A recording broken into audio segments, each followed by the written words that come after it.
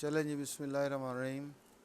RSCSA की training start करते हैं। आज हम पहला चैप्टर जो है इंशाल्लाह उसको कंप्लीट करेंगे और होप आप सब लोगों को ये पसंद आएगा।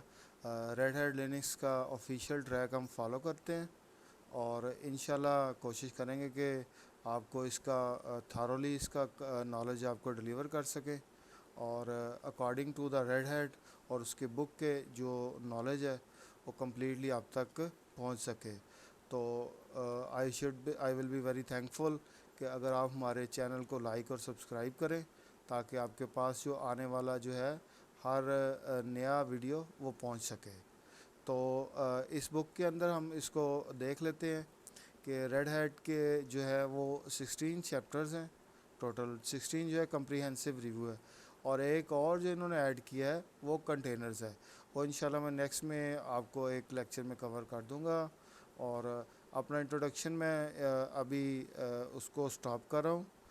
कुछ टाइम के बाद इंशाल्लाह मैं अपना इंट्रोडक्शन भी आपको दे दूंगा।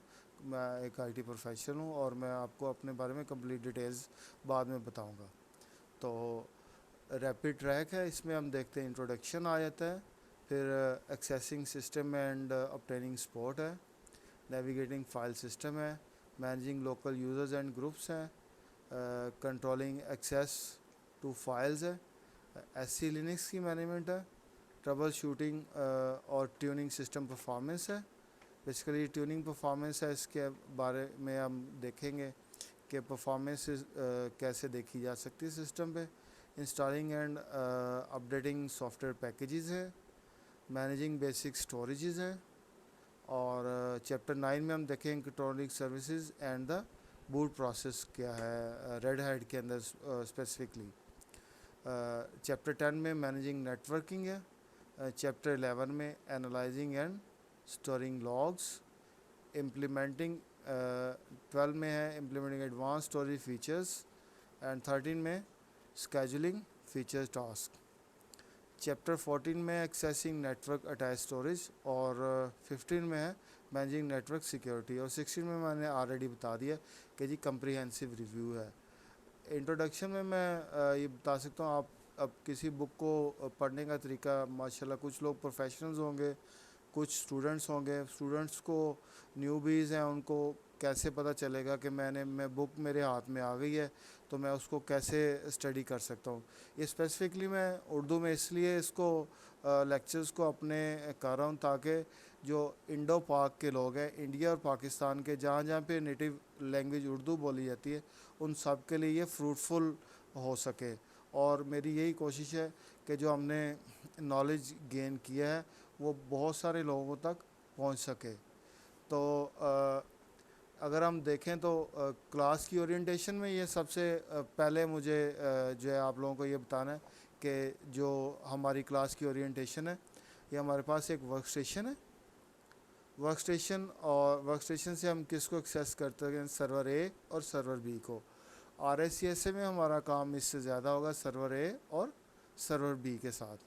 lab.example.com इसकी डोमेन नेम का सिस्टम है और अगर हम पूरा पढ़ें तो server A dot lab dot example dot com और server B dot lab dot example dot com. इसी तरह workstation dot lab dot example dot com, ये तीनों हमारे पास वर्किंग मशीन्स हैं और इन पे जो नेटवर्क चल रहा है वो है 172.25.250 और 250.0/24 का नेटवर्क चल रहा है। इसी तरह इन मशीन्स के ऊपर जो IP एड्रेसेस लगे हैं, आप देख लीजिए कि 250 है तो इसके आगे हम .9 लगा के तो वर्क स्टेशन को मिल जाएगा। इसी तरह 10 जो है वो सर्वर ए को मिल जाएगा और 25 जो है वो 11 सर्वर बी को मिल जाएगा।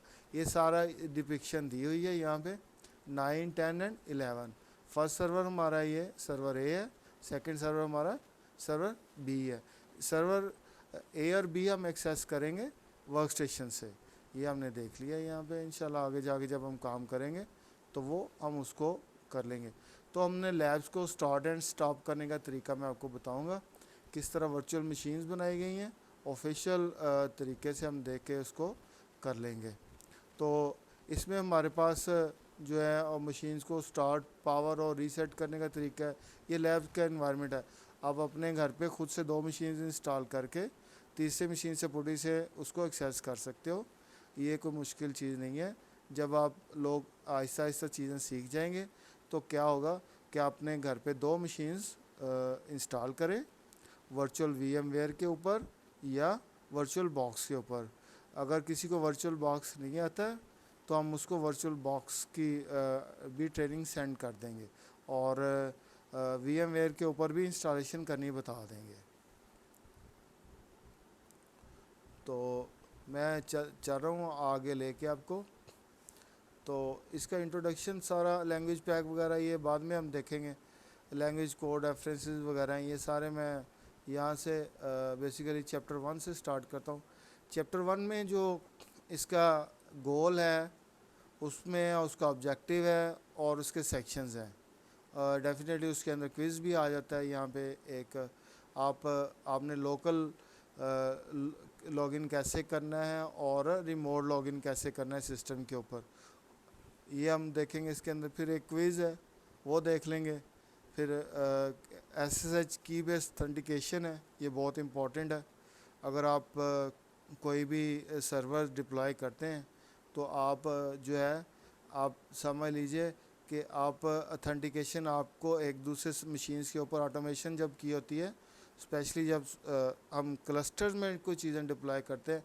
मैंने एक वर्ड बोला क्लस्टर, इट मीन्स कि एक से ज़्यादा नोड्स, एक से ज़्यादा मशीन्स जो कि आपस में कम्युनिकेट करती हैं, वो क्या कहलाती हैं, क्लस्टर। क्लस्टर काफ़ी जो है एडवांस आइटम्स में आ जाता है, मैं उसको बाद में डिस्कस करूँगा क्लस्टर क्या होते हैं। अब हम सिंपली जो है 2 नोड के ऊपर काम कर रहे हैं, सर्वर ए और सर्वर बी, जिसको मैंने पहले बताया कि कहाँ से एक्सेस करेंगे, वर्क स्टेशन से, जो कि मैंने यहाँ पे आपको पहले दिखा दिया है। तो मैं चैप्टर ए पे आता हूँ। इसमें मैं एक चीज़ बताना चाहूँगा जो कि बहुत से न्यूबीज़ को जो है वो उनके लिए बहुत इम्पोर्टेंट है कि शेल किसको बोलते हैं। Shell is basically a command line interpreter. जैसे समझ लीजिए कि जो कमांड लाइन, जो आपके डिफरेंट कमांड्स हैं वो सिस्टम तक उनको पहुंचाना और कंप्यूटर को जो इसके अंदर जो इसका कर्नल है उसको बताना ऑपरेटिंग सिस्टम के थ्रू, वो कौन बता सकता है, शेल को पता है। मैंने जो एक पर्सन, जो ह्यूमन बीइंग्स हैं, जो कमांड उसको देते हैं वो उनको अपने उससे काम कैसे करवाया जा सकता है। जैसे एक ls की कमांड है, उसको मैं उसको डिफ़ाइन करूँगा सिस्टम के ऊपर जाके कि जो ls की कमांड है उसको कैसे जो है वो लिया जा सकता है।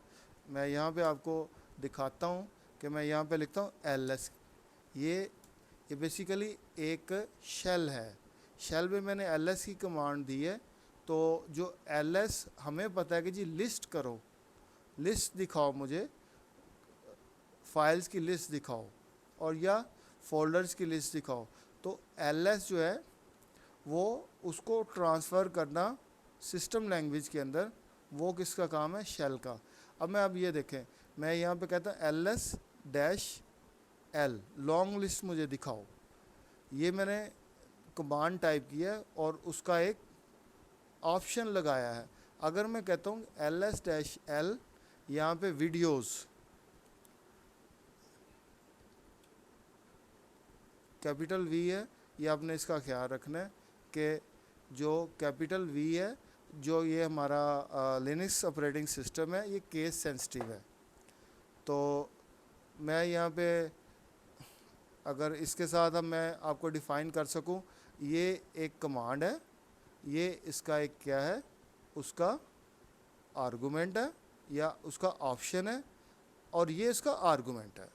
3 पोर्शन है, ये कमांड, ये इसका ऑप्शन और ये इसका आर्गुमेंट। तो मैं दोबारा से आपको वहीं पे लेके जा रहा हूँ ताकि चीज़ें सारी मिक्स एंड मैच ना हो, एक प्रॉपर तरीके से चल सकें। अभी हमने देखा कि जो एक आम यूज़र है जिसको यूनिक्स के अंदर जो हम शेल यूज़ कर रहे हैं उसका नाम है बैश, बॉर्न अगेन शेल। ये पहले क्या होता था, बॉर्न शेल। बॉर्न शेल के ऊपर एडवांस वर्किंग हुई और ये क्या बन गया, बॉर्न अगेन शेल। तो अगर हम इसके अंदर जो शेल के अंदर प्रॉम्प्ट है उसको भी डिस्कस करेंगे हम। मैंने देखा अगर ये करैक्टर है, इस तरह से डॉलर साइन है, तो इसका मतलब क्या है, this is a regular user, this is a regular user. अगर ये पाउंड साइन है, this is a super user. तो सुपर यूज़र डिपिक्ट करता है कि super user can do anything in Linux world, in Unix world I can say. तो अगर आप ये पाउंड साइन जब देखें तो इसका मतलब है कि आपके यूज़र के पास अनलिमिटेड प्रिविलेजेस है। अगर हम ये साइन देखें तो इसका मतलब है कि ये रेगुलर यूज़र है। अब जब यूज़र बनाना सीखेंगे, यूज़र कैसे बनाते हैं, क्रिएट कैसे करते हैं, उसको मॉडिफाई कैसे करते हैं, उसको डिलीट कैसे करते हैं, उसको लॉक कैसे करते हैं, उसके पासवर्ड की पॉलिसीज़ कैसे लगाते हैं, वो हम इंशाल्लाह नेक्स्ट लेक्चर्स में देखेंगे क्या होता है। तो शेल की बेसिक्स में मैंने आपको कमांड के अंदर बता दी है। तो command entered at the shell prompt have three basic parts: command to run, option to adjust the behavior of command, and arguments, which are typically targets of the command. तो अब देखें यहाँ पे एक कमांड है user mode dash shell and user one. अब इसमें मैं देख सकता हूँ कि जो यूज़र मोड है, this is my command, this is my command, and dash shell is just an option, and user one is argument. तो हम देखते हैं कैसे जो है इसके अंदर आपके सिस्टम के अंदर जो है वो कितने कंसोल होते हैं उसको भी मैं अभी डिफ़ाइन कर देता हूँ। और कंट्रोल आल्ट के साथ F1 से F6 तक करते हैं तो वो लिनक्स के अंदर उसके डिफरेंट कंसोल्स ओपन हो जाते हैं। तो अगर आप फिज़िकल मशीन के ऊपर करें तो वो आपके लिए, अगर आप फिज़िकल के ऊपर जब मैं इंस्टॉलेशन करनी बताऊंगा तो आप कंट्रोल F1 से F6 करेंगे तो आपको डिफरेंट आपके कंसोल्स नज़र आ जाएंगे। अच्छा, एक चीज़ यहाँ पे मैं डिफ़ाइन कर दूँ कि जो विंडोज़ के एडमिनिस्ट्रेटर हैं, स्पेशली अभी विंडोज़ में तो डेफिनेटली अब उसमें भी बहुत ज़्यादा कमांड लाइन साइड पे आ गए हैं। जो पहले जो विंडोज़ का GUI है वो टाइटली कपल्ड है उसके कर्नल के साथ, जबकि लिनक्स का जो GUI है इट्स लूजली कपल्ड।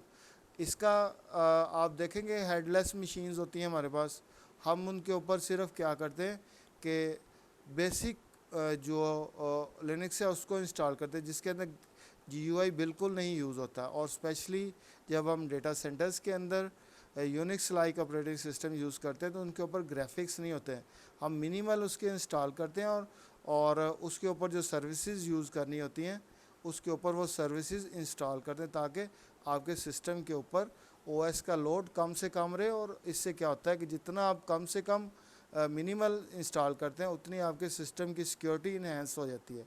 जितना उसको बढ़ाते हैं उतना स्टैक उसका ओपन हो सकता है और सिक्योरिटी कंप्रोमाइज़ हो सकती है। जितने कम डोर्स ओपन होंगे उतनी सिक्योरिटी बेहतर होगी। इसको जब हम सिक्योरिटी वाली साइड पे जाएंगे तो इंशाल्लाह उस पर भी डिस्कस कर लेंगे। तो अभी मैं जो बेसिक्स से आपको लेके चल रहा हूँ, तो अभी यहाँ पे नेटवर्क के ऊपर कैसे लॉगिन करना है देखें। SH की कमांड के साथ रिमोट यूज़र और रिमोट होस्ट के ऊपर कोई यूज़र होगा और उसका पासवर्ड आपको पता होगा तो उस मशीन के ऊपर आप क्या कर लेंगे, SSH कर लेंगे। SSH is a secure shell और ये क्या करती है, इनक्रिप्ट करती है आपके कनेक्शंस को। बहुत से न्यूबीज़ को ये नहीं पता होगा कि हम इनक्रिप्शन कैसे बोलते हैं, प्रोफेशनल्स को तो पता है कि इनक्रिप्शन क्या होती है। जो इनक्रिप्शन है समझ लीजिए कि आपने किसी आइटम को सेंड किया और उसकी ऐसी शेप चेंज कर दी कि वो डिफरेंट शेप में, डिफरेंट फॉर्म में आपने ट्रांसमिट कर दी और दूसरी जगह पे जाके उसको बिल्कुल उसी फॉर्म में ओपन कर लिया। अभी इंक्रिप्शन के साइड पे मैं नहीं जा रहा हूँ, this is my first lecture. तो इंक्रिप्शन जहाँ जब आएगी तो इंशाल्लाह हम इंक्रिप्शन को भी समझेंगे। तो अभी मैं इसको लेक्चर को स्टॉप करता हूँ और नेक्स्ट वीडियो जो है दोबारा से बनाते हैं ताकि आप उसमें से उसका पार्ट 2 देख सकें। Thank you so much.